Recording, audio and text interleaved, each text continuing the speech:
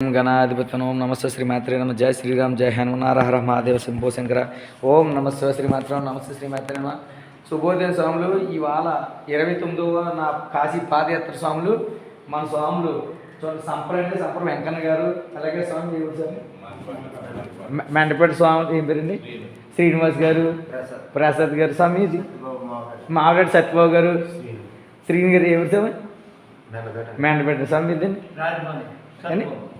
రాసిపల్లి సత్యబాబు గారు. స్వామి మీరు ఒకసారి రండి. ఇక్కడ అంబోదలలో మన స్వాములు శిల్ప వర్క్లు అనమాట అండి, మొత్తం టెంపుల్ వర్క్ చేస్తారన్నమాట అండి. అయితే ఇక్కడ ఉండటంలో నేనైతే నిన్న కాశీ పాదయాత్ర నేను 28వ రోజుకి ఇక్కడికి వచ్చానండి. అంబోదలు వచ్చాను స్వాములు. అంబోదల్లో ఇక్కడ ఒక సంతోష్ గారు, మురళీ గారు, అలాగే పరమేశ్వర్ గారు, అలా కొంతమంది నన్ను భక్తులు ఆదరించారండి. అలాగే మన స్వాములతో కూడా ఇక్కడ నేను స్టే చేయడం జరిగిందండి. స్వాములతో దగ్గర ధైర్యంగా ఇంకా ప్రశాంతంగా కంటిన్యూ నిద్ర ఉన్నాను స్వాములు. నేనైతే స్వాములు అందరూ సన్నిధిలో, అలాగే ఇక్కడ కనికా పరమేశ్వరు ఉందండి, ఆ తల్లి దగ్గర ఉన్నాను. నిన్నటి వరకు బిక్కుమంటేనే వచ్చాను, ఆ పరమేశ్వరం తలుచుకుంటూ పాదయాత్ర చేసుకుంటాను. ఎప్పుడైతే మన వాళ్ళని చూశానో కొంచెం ధైర్యం వచ్చిందండి.